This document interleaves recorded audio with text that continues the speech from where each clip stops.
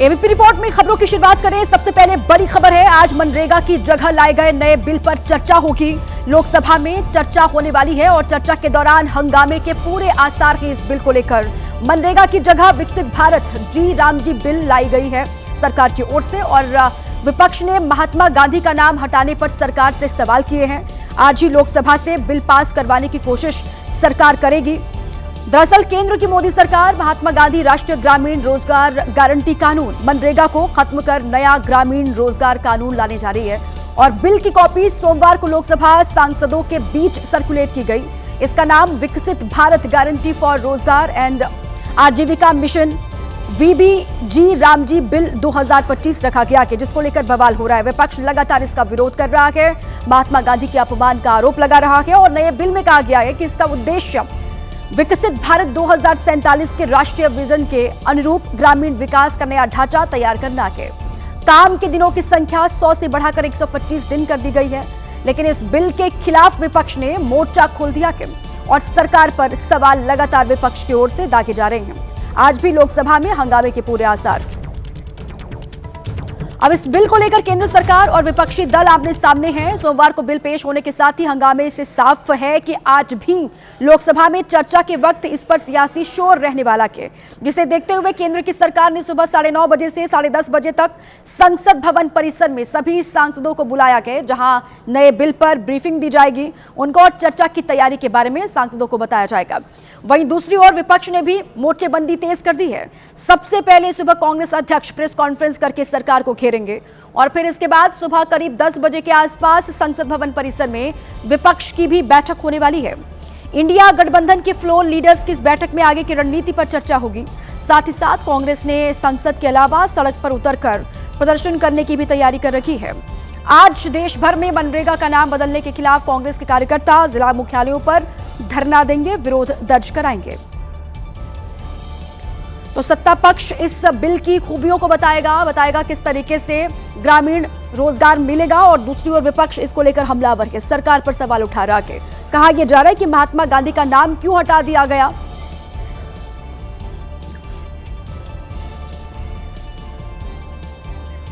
और आज भी लोकसभा में हंगामे के पूरे आसार हैं इस बिल को लेकर। इस सियासी शोरगुल के बीच पुरानी योजना और नए बिल में क्या फर्क है? क्या सिर्फ नाम बदला जा रहा है या फिर कुछ और खासियत भी है इस बिल की? इस बिल पर मचे बवाल के बीच आपके लिए दोनों के बीच का अंतर समझना बहुत जरूरी है और वही अंतर आपको हम बता देते हैं। सबसे बड़ा बदलाव नाम का है। 2025 के कानून का नाम था Mahatma Gandhi national rural employment guarantee act, जिसे संक्षेप में मनरेगा या हिंदी में मनरेगा के नाम से जाना जाता था। लेकिन 2025 के नए बिल का नाम है विकसित भारत गारंटी फॉर रोजगार एंड आजीविका मिशन ग्रामीण, जिसे संक्षेप में विकसित भारत जी रामजी कहा जा रहा है। और पुराने कानून में हर ग्रामीण परिवार को 100 दिन के रोजगार की गारंटी थी, लेकिन नए बिल में जो है इसे बढ़ाकर 125 दिन कर दिया गया। मनरेगा में अनस्किल्ड यानी बिना किसी हुनर वाले काम के लिए जहां पूरा खर्चा सरकार उठाती थी, वहां अब नई योजना में राज्यों को भी खर्च में हिस्सा देना होगा। इसके तहत पूर्वोत्तर हिमालयी राज्यों और केंद्र शासित प्रदेशों में 90% केंद्र और 10% खर्च राज्य सरकार उठाएगी, जबकि बाकी राज्यों में 60% केंद्र सरकार और 40% खर्च राज्य की सरकार उठाएगी। पुराने कानून में मजदूरों के लिए साल के 12 महीने में कभी भी 100 दिन के रोजगार की गारंटी थी, लेकिन जो नया बिल होगा उसमें बुआई और कटाई के मौसम में 60 दिन काम बंद कर दिया जाएगा। और पुराने कानून में 15 दिन में मजदूरी का भुगतान होता था, लेकिन नए बिल में जो है वो 7 दिन में ही ये दावा किया जा रहा है सरकार की ओर से कि पेमेंट का नियम है। जी राम जी, विकसित भारत जी राम जी बिल 2025 को सभा में पूरा स्थापित करने की अनुमति दी जाए। जी राम जी। जैसे ही शिवराज सिंह चौहान ने लोकसभा में बिल पेश किया, विपक्ष ने विरोध शुरू कर दिया। कांग्रेस सांसद प्रियंका गांधी ने बिल पर कड़ा ऐतराज जताया, बिल को स्थायी समिति के पास भेजने की मांग की। प्रियंका गांधी ने कहा कि हर योजना का नाम बदलने की जो सनक है वो समझ में नहीं आती। हर योजना का नाम बदलने की जो सनक है ये समझ में नहीं आती है। जब जब ये किया जाता है तो सरकार केंद्र को पैसे खर्चने पड़ते हैं। मेरे बचपन में ये गाते थे, देखो ये दीवानो ओ दीवानो ये काम मत करो, राम का नाम बदनाम मत करो। And in this particular case it's a real Congress के साथ बाकी विपक्षी दलों टीएमसी और डीएमके ने भी नए बिल का विरोध किया, बिल वापस लेने की मांग की। इसके बाद सदन में महात्मा और राम राम वाली बहस शुरू हो गई। बापू ही कहते थे राम राज, राम हमारे रोम रोम में रमे हैं, राम हमारी हर सांस में बसे हैं, बिना राम के ये देश नहीं जाना जाता। पता नहीं क्यों जी राम जी नाम आ गया तो ये भड़क गए। बिल का विरोध करते हुए विपक्षी सांसद वेल में उतर आए, बाद में लोकसभा से वॉकआउट कर दिया। बिल का संसद के अंदर और बाहर दोनों जगह विरोध हुआ। संसद परिसर में भी विपक्षी सांसदों ने बिल का विरोध किया। कुछ कांग्रेसी सांसद संसद भवन पोर्च की छत पर भी चढ़ गए, हाथों में महात्मा गांधी का पोस्टर लेकर नारेबाजी करने लगे। विरोध इस चीज का है कि जो कानूनी अधिकार दिया गया है 100 दिन के रोजगार का, उसको कमजोर किया जा रहा है और एक योजना खत्म हो जाएगी। बिल को लेकर सूत्रों से जो खबर है उसके मुताबिक सरकार इसी सत्र में बिल को पास करवाएगी। इसी नाम के साथ बिल को पास करवाने की कोशिश करेगी। इससे पहले जब जवाहर रोजगार योजना के नाम से योजना चलती थी तो उसका नाम नरेगा किया गया, बाद में उसी का नाम बदल करके मनरेगा किया गया और अब मनरेगा की जगह एक नई योजना आई है जिसका नाम जी राम जी है। यानी ये प्रक्रिया लगातार चल रही है। अगर इस सत्र में बिल पास नहीं होता है तो बजट पे प्रावधान करना मुश्किल होगा, क्योंकि ये एक नई स्कीम है और नया कानून बनेगा तो उसके तहत मजदूरी करने वाले मजदूरों को नए सिरे से रजिस्ट्रेशन करवाना होगा। खबरों में आगे बढ़ते हैं और इस वक्त एक बड़ी खबर है, आपको बता दें प्रधानमंत्री नरेंद्र मोदी के इथियोपिया दौरे का दूसरा दिन है आज इथियोपिया की संसद के संयुक्त सत्र को संबोधित करेंगे पीएम मोदी। इथियोपिया में पीएम मोदी को सर्वोच्च पुरस्कार वहां का दिया गया। पीएम मोदी ने इथियोपिया के प्रधानमंत्री संग द्विपक्षीय वार्ता भी की। आज इथियोपिया से ओमान दौरे पर रवाना हो जाएंगे पीएम मोदी। 3 देशों की यात्रा पर गए और इथियोपिया जब पहुंचे, उनकी यात्रा का दूसरा दिन इथियोपिया दौरे का, और आज इथियोपिया की संसद के संयुक्त सत्र को संबोधित करेंगे पीएम मोदी। और साथ ही ये कहा जा रहा है कि वहां पर द्विपक्षीय वार्ता भी हुई है प्रधानमंत्री के साथ पीएम मोदी की। सर्वोच्च पुरस्कार जो इथियोपिया का है उससे भी पीएम मोदी को नवाजा गया, उससे भी उनको सम्मानित किया गया। आज इथियोपिया से पीएम मोदी ओमान के दौरे पर रवाना हो जाएंगे। महाराष्ट्र से खबर है। महाराष्ट्र के वर्धा में एक बेकाबू कार ने 4 छात्रों को जोरदार टक्कर मार दी और हादसे में चारों छात्र छात्राएं घायल हो गए। गनीमत ये रही कि कार की स्पीड बहुत ज्यादा तेज नहीं थी, वरना हादसा और भी ज्यादा गंभीर हो सकता था।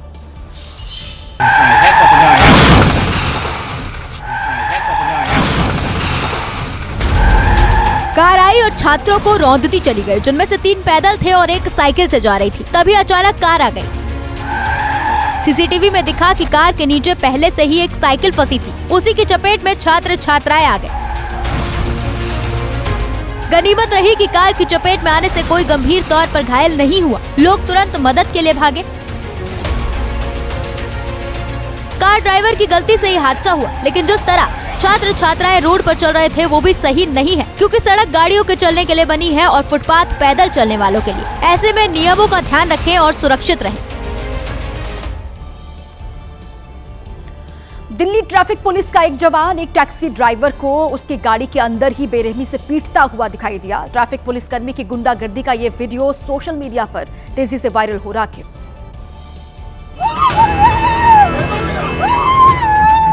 वीडियो में पुलिसकर्मी कार में घुसकर ड्राइवर को पूरी तरह पीटता नजर आया। ड्राइवर रहम की भीख मांगता रहा, लेकिन ट्रैफिक पुलिस वाले ने उसकी एक ना सुनी। बाहर जुटे लोगों ने भी ट्रैफिक पुलिस वाले को पीटने से रोकने की कोशिश की, लेकिन वो नहीं माना। भाई रहने दो यार, वह कितना मारोगे। इस ड्राइवर का गुनाह सिर्फ इतना था कि उसके पास गाड़ी के पूरे कागजात नहीं थे। कानून कहता है कि अगर किसी के पास गाड़ी के कागजात नहीं है तो ड्राइवर और गाड़ी के खिलाफ कार्रवाई की जा सकती है। पुलिस कार को जब्त कर सकती है, लेकिन ड्राइवर को इस तरह पीटने की इजाजत कानून हरगिज नहीं देता। वीडियो वायरल होने के बाद दिल्ली ट्रैफिक पुलिस के सोशल मीडिया हैंडल पर जानकारी दी गई है कि इस मामले में वरिष्ठ अधिकारी उचित कार्रवाई करेंगे।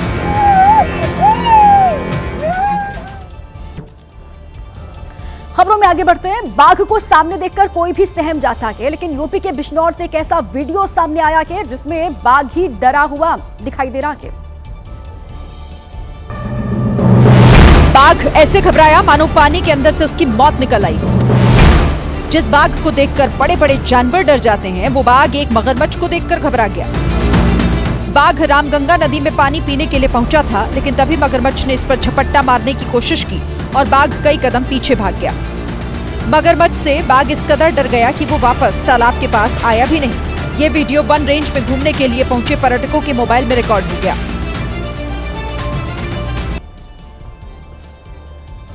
वाराणसी के कई मठ मंदिरों में प्रशासन के खिलाफ नाराजगी है। इसके पीछे प्राधिकरण का वो नोटिस है जिसमें मठ मंदिरों को कुर्क करने की चेतावनी दी गई है।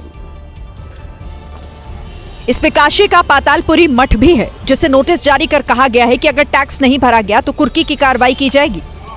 यह तो औरंगजेब ने भी ऐसा जजिया कर लगाया था, उस प्रकार से आज जो सरकार लगा रही है। हम अमरण अनशन करेंगे, आत्मदाह तक करेंगे।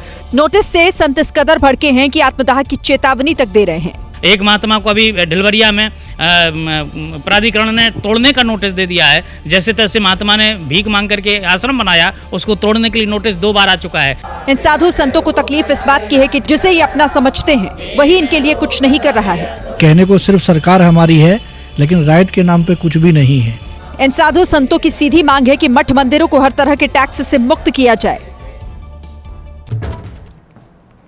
अपना एक छोटा सा काम करवाने के लिए लोग सरकारी दफ्तरों के चक्कर काटते रहते हैं। यूपी के संभल में भी एक परिवार का यही हाल रहा, लेकिन अब उसने अपने परिवार की बच्चियों को आगे किया और प्रशासन तक समस्या पहुंचाई है। जब एप्लीकेशन और मिन्नतों के बाद भी छत के ऊपर से बिजली का तार नहीं हटा, तो इन 2 छोटी छोटी बच्चियों ने डीएम के नाम संदेश जारी कर दिया। हेलो डीएम सर संभल, हमारे ये तार हटवा दो, इसकी वजह से हमें बहुत परेशानी होती है। कई साल पहले ही इस हाई टेंशन लाइन से बिजली सप्लाई काटी जा चुकी है, लेकिन विभाग इन तारों को हटाना भूल गया। इसकी वजह से ही हम अपना घर ऊपर नहीं बना पा रही हैं। ये लाइन पिछले 15 सालों से बंद है। समस्या सिर्फ एक परिवार की नहीं, बल्कि इसी तरह कई और परिवार भी हैं। लेकिन इन बच्चियों के पिता ने जो आइडिया अपनाया वो चर्चा में है। Please DM doctor Rajendra Peshiya ji, हमारा ये तार हटवाने की कृपा करें। इन दोनों बच्चियों की मासूमियत को देखकर कोई भी पिघल जाए। अब देखना है कि प्रशासन पर इसका कितना फर्क पड़ता है। बड़ी खबर आपको बता दें, नए बीजेपी कार्यकारी अध्यक्ष पर सूत्रों के हवाले से बहुत बड़ी खबर सामने आई है। नितिन नवीन ही होंगे बीजेपी के अगले राष्ट्रीय अध्यक्ष। सूत्रों के हवाले से बड़ी खबर है। मकर संक्रांति के बाद कहा यह जा रहा है कि शुरू होगी नए अध्यक्ष के चुनाव की प्रक्रिया और नितिन नवीन ही राष्ट्रीय अध्यक्ष हो सकते हैं बीजेपी के। सूत्रों के हवाले से बड़ी खबर है। दिल्ली में बीजेपी राष्ट्रीय परिषद की बैठक हो सकती है। बैठक में नितिन नवीन के नाम पर अंतिम मुहर लगेगी। सूत्र ये बड़ी जानकारी दे रहे हैं। मकर संक्रांति के बाद चुनाव प्रक्रिया शुरू होगी। राष्ट्रीय परिषद की बैठक में मुहर लगेगी नितिन नवीन के नाम पर। यूपी से खबर है। यूपी के बस्ती में भीषण सड़क हादसा हो गया है। इस हादसे में 4 लोगों की मौत हो गई है, जबकि 10 से ज्यादा लोग घायल बताए जा रहे हैं, जिन्हें इलाज के लिए अस्पताल में भर्ती करवा दिया गया है। यह हादसा तब हुआ जब अजमेर शरीफ जा रही बस की ट्रक से आमने सामने टक्कर हो गई। हादसे के बाद सामने आई तस्वीरों से साफ पता चल रहा है कि हादसा कितना भयानक था। बस और ट्रक का अगला हिस्सा पूरी तरह चकनाचूर हो गया था। सभी का इलाज घायलों का जिला अस्पताल में हो रहा है। रेस्क्यू ऑपरेशन यहाँ पे लगभग कंप्लीट हो गया है। ट्रैफिक को भी यहाँ पे दोबारा से सही से चालू कराया जा रहा है। बस और ट्रक को अलग करने के लिए क्रेन की मदद लेनी पड़ी। वहीं अस्पताल में भर्ती कई घायलों की हालत नाजुक बनी हुई है। उन्नाव से अगली खबर है। उन्नाव में एक लग्जरी कार हादसे का शिकार हो गई है, जिसमें 4 लोगों की दर्दनाक मौत हो गई और यह हादसा लखनऊ आगरा एक्सप्रेसवे पर हुआ। सभी मृतक गाजियाबाद के रहने वाले बताए जा रहे हैं। बताया गया कि यह हादसा तब हुआ जब कार चला रहे शख्स को झपकी आ गई, जिसके बाद कार बेकाबू हो गई। पहले एक गाड़ी से टकराई और फिर डिवाइडर से जा भिड़ी।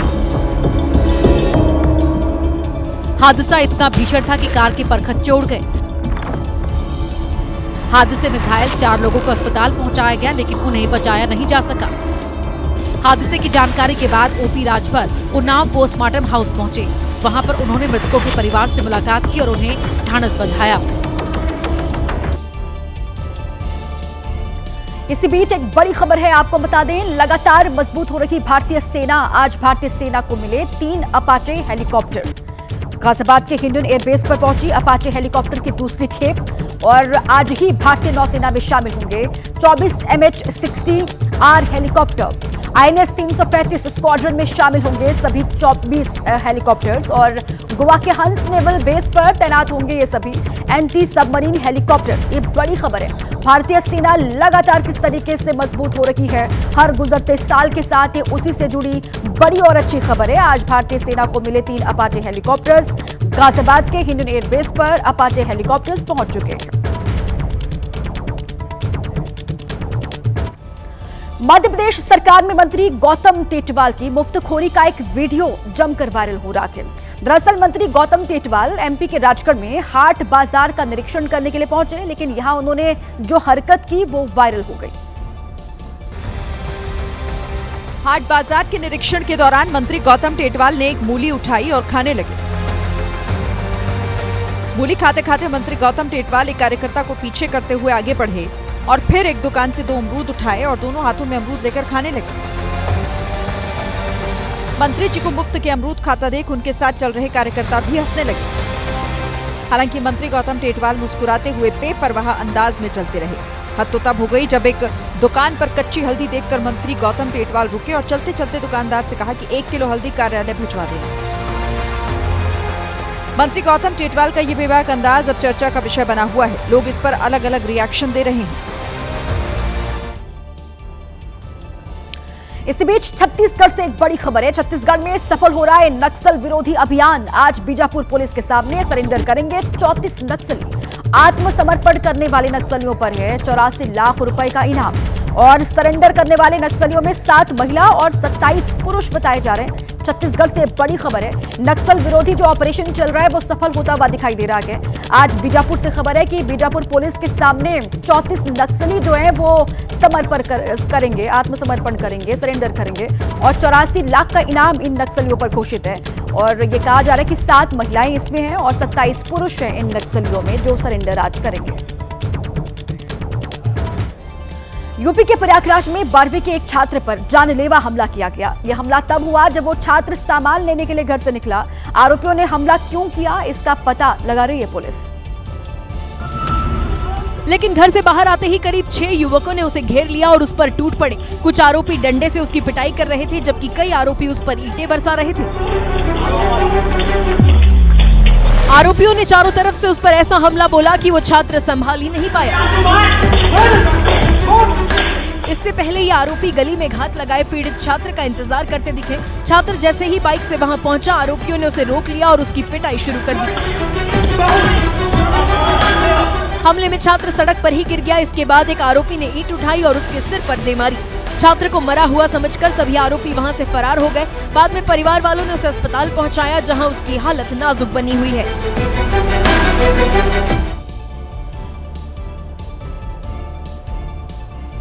1 करोड़ का इंश्योरेंस लेने के लिए एक व्यक्ति ने ऐसी साजिश रची जिसके बारे में पुलिस ने खुलासा किया तो सब हैरान रह गए।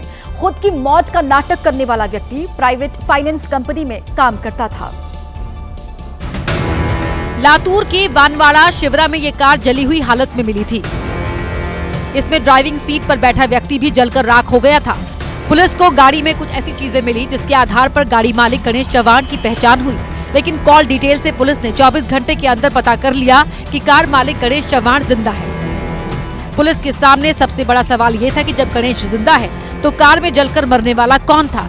जांच करने पर इस बुजुर्ग के बारे में पता चला। बुजुर्ग का नाम गोविंद यादव था। जब गणेश अपनी कार से तुलजापुर टी पॉइंट से गुजर रहा था तो इस बुजुर्ग ने उससे लिफ्ट मांगी थी। गणेश ने लिफ्ट दी और सुनसान इलाके में हत्या कर शव को बोरी में भर दिया। मौका देखकर शव को ड्राइविंग सीट पर रखकर कार में आग लगा दी। उसने ऐसा इसलिए किया क्योंकि फ्लैट की EMI नहीं दे पा रहा था, इसीलिए इंश्योरेंस का 1 करोड़ पाने के लिए खुद की मौत का नाटक रचा था।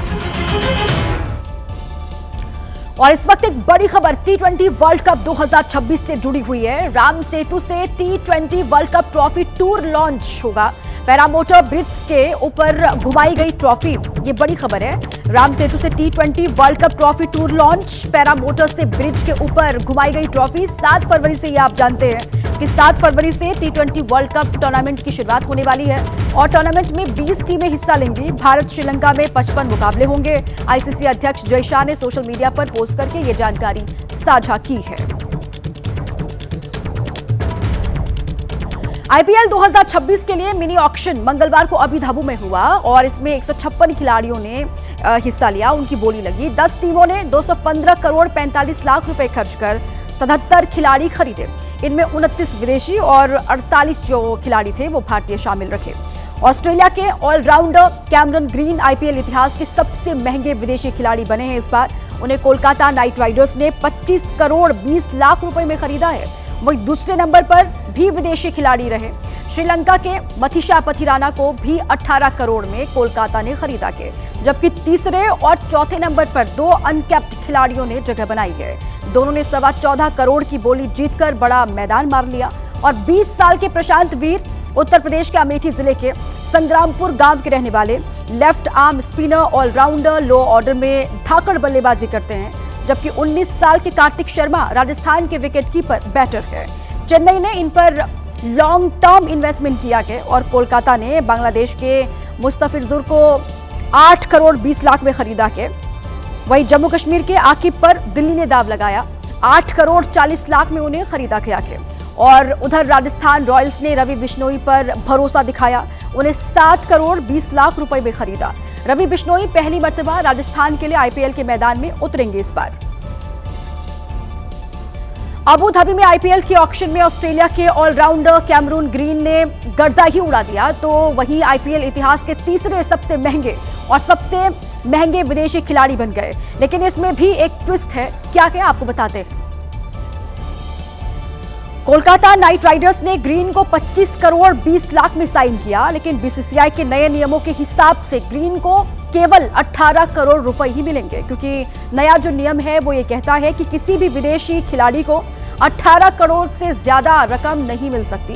बाकी के 7 करोड़ 20 लाख रुपए बीसीसीआई वेलफेयर फंड में सीधे चले जाएंगे। कैमरून ग्रीन के अलावा केकेआर ने श्रीलंका के मथीशा पथिराना को 18 करोड़ में खरीदा के। कैमरून ग्रीन और पथिराना के बाद बात भारत के सरप्राइज पैकेज की। भारत के 3 घरेलू क्रिकेटर्स पर आईपीएल ऑक्शन में पैसों की बरसात हुई है। उत्तर प्रदेश के प्रशांत वीर को चेन्नई सुपर किंग्स यानी सीएसके ने 14 करोड़ 20 लाख रुपए देकर अपनी टीम में शामिल किया। और 20 साल के प्रशांत वीर ने यूपी T20 लीग में 3 अर्धशतक मारे थे और यहीं से वो सबकी निगाह में आ गए थे। राजस्थान के बड़े हिटर कार्तिक शर्मा को भी चेन्नई सुपर किंग्स ने 14 करोड़ 20 लाख में साइन किया है। और 19 साल के कार्तिक 12 T20 में अब तक 28 छक्के मार चुके हैं। प्रशांत और कार्तिक दोनों का बेस प्राइस जो है वो 30 लाख रुपए था। उधर जम्मू कश्मीर की बात करें, यहाँ के पेसर आकिब नबी पर दिल्ली कैपिटल्स ने 8 करोड़ 40 लाख रुपए देकर बड़ा दाव खेला है। रणजी ट्रॉफी के 12 मैच में 68 विकेट ले चुके हैं आकिब। उन पर भी ये दाव दिल्ली कैपिटल्स की ओर से चला गया है। तो आईपीएल सीजन 19 के मिनी ऑक्शन में बारामूला के तेज गेंदबाज आकिब नबी डार को दिल्ली कैपिटल्स ने 8 करोड़ 40 लाख रुपए में खरीदा। इसके साथ ही डार सबसे महंगे भारतीय खिलाड़ियों में शामिल हो गए हैं। जिसके बाद बारामूला में जमकर आतिशबाजी की गई। उनके परिजनों और रिश्तेदारों ने खूब पटाखे छोड़े। घर में मिठाइयां बांटी गई और बधाई देने के लिए आकिब नबी डार के घर पर लोगों का तांता लग गया। ठंड के इस मौसम में बड़ी संख्या में लोग डार के घर चाय की चुस्कियां लेते दिखे। क्या ही बता सकते, खुशी का इजहार ही नहीं कर सकते। इतने सारे जो आए, मतलब दूर दूर से लड़के आए। 6 फीट 2 इंच लंबे 29 साल के ये बॉलर डोमेस्टिक में स्टार परफॉर्मर रहा है और उसी का इनाम अब मिला है। उम्मीद तो थी मुझे क्योंकि इसे बहुत मेहनत की है। फिर भी अल्लाह का जितना भी हो सका बहुत अल्लाह का शुक्र है।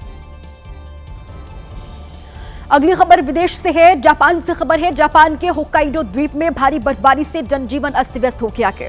सड़कों पर कई इंच बर्फ ने गाड़ियों पर ब्रेक लगा दी है और कई फ्लाइट्स और ट्रेनें भी रद्द करनी पड़ी हैं। हालांकि बर्फबारी का मनोरम नजारा देखकर पर्यटकों के चेहरे खुशी से खिल उठे। इतनी ज्यादा बर्फ गिरी है कि सड़क के दोनों तरफ बर्फ के छोटे छोटे पहाड़ खड़े हो गए हैं। लेकिन जापान के होक्काइडो में कई जगह बर्फीला तूफान मुसीबत लेकर आया है। लोग घरों में कैद हो गए हैं। सड़क और गाड़ियां बर्फ की मोटी चादर से ढक गई है। कई इलाकों में 24 घंटे में 24 इंच बर्फ गिरी है। भारी बर्फबारी और तेज हवाओं ने जनजीवन अस्त व्यस्त कर दिया है। कई सड़कें बंद हो गई है। खराब मौसम के चलते जापान के होक्काइडो में 29 उड़ानें रद्द कर दी गई, जबकि 77 ट्रेनें निलंबित हुई है। हालात आने वाले दिनों में और खराब होने वाले हैं, क्योंकि मौसम विभाग ने बर्फीले तूफान और हिमस्खलन की चेतावनी जारी की है। ऑस्ट्रेलिया के सिडनी में हुए आतंकी हमले को भारत में कथावाचक देवकीनंदन ठाकुर ने हिंदुओं के लिए एक सीख बताया। उन्होंने कहा कि अब समय आ गया है कि हिंदू अपने बच्चों को शास्त्र के साथ शस्त्र भी शिक्षा दें। ऑस्ट्रेलिया के हमले का जिक्र करते हुए उन्होंने कहा कि एक विशेष धर्म के लोगों के लिए हम सब काफिर हैं। काफिरों को मारने के लिए एक विशेष धर्म के व्यक्ति उस समुद्र के तट पर गए। उन्होंने लोगों से कहा कि अपने बच्चों को महाराणा प्रताप जैसे शूरवीर बनाना है तो शस्त्र का ज्ञान भी देना होगा। हमें हमारे बच्चों को अपने ज्ञान में भी निपुण बनाना होगा और अपनी सुरक्षा के लिए भी सशक्त बनाना होगा। इसलिए शस्त्र और शास्त्र दोनों की आवश्यकता हमारे बच्चों को पड़ेगी ही पड़ेगी।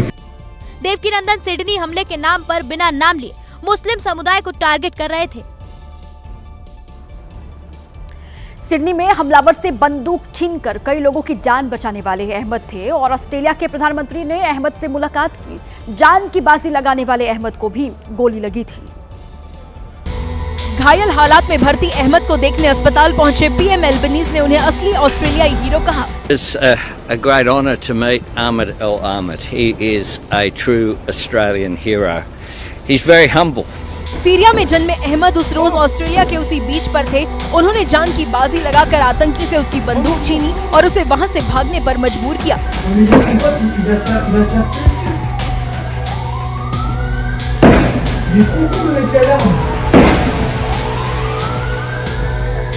कहा जा रहा है कि आतंकी को पकड़ने से पहले उन्होंने अपने रिश्तेदार को फोन कर कहा था कि मैं मरने जा रहा हूं, प्लीज मेरे परिवार का ख्याल रखना। अब जिंदा बचने के बाद अहमद ऑस्ट्रेलिया के साथ दुनिया के लिए मिसाल बन गए। मुस्लिम लड़की के चेहरे से हिजाब हटाने पर नीतीश कुमार घिर गए हैं। एक तरफ जहां मुस्लिम संगठनों ने इसे शर्मनाक बताया, तो वहीं कुछ लोगों का कहना है कि वो लड़की को बेटी की तरह दुलार कर रहे थे। इस वीडियो पर ओवैसी की AIMIM भी आग बबूला हो गई कि क्या आपके परिवार की कोई महिला किसी फंक्शन में जाती है, उसका दुपट्टा या पल्लू कोई ऐसे हाथ से खींचे, खा वो कोई भी हो, किसी भी उम्र का हो, क्या आपको गुस्सा नहीं आएगा? ये विवादित वीडियो सामने आने के बाद नीतीश कुमार सियासी विरोधियों के निशाने पर भी हैं। तो ये शोभा नहीं देता है एक मुख्यमंत्री को इस तरह की चीज करने की। अब इस मामले में नीतीश के बचाव का पक्ष भी सुनिए। वो दुलार करते हैं और कल का जो लोगों ने इस बात को, जो विरोधी भाई लोग हैं और विपक्ष के मेरे भाई हैं, लोग उठाते हैं तो हंसी आती है। सब बातें नहीं होनी चाहिए, नेचर देखना चाहिए किसी पर लांछन लगाने से पहले।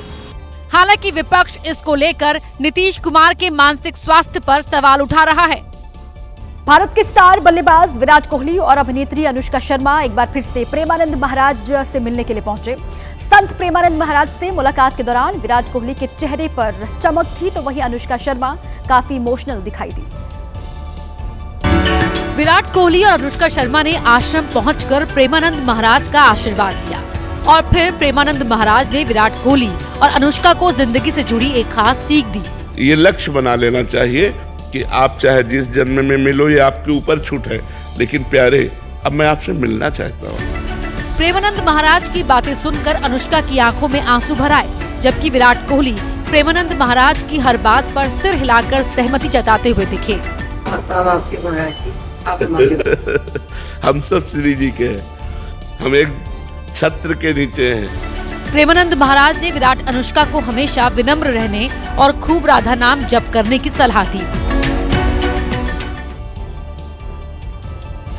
मैक्सिको की संसद में महिला सांसदों के बीच बाल खींच कर लड़ाई हो गई। एक बदलाव प्रस्ताव पर चर्चा के दौरान दोनों पक्षों की महिला सांसदों ने एक दूसरे पर वहां हाथापाई शुरू कर दी। देखते ही देखते लड़ाई इतनी बढ़ी कि सांसद स्पीकर की कुर्सी के पास पहुंचकर एक दूसरे को बाल खींच कर मारने लगी।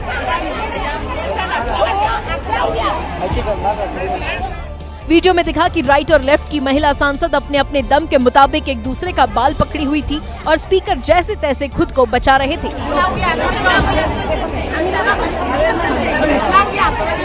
विपक्षी सांसदों का मकसद था कि कैसे भी करके वो शहर के काम में पारदर्शिता रखने वाली एजेंसी की जगह दूसरी एजेंसी बनाने के प्रस्ताव को रोक ले। इधर सरकार के पक्ष की महिला सांसद उन्हें रोकने में लगी थी।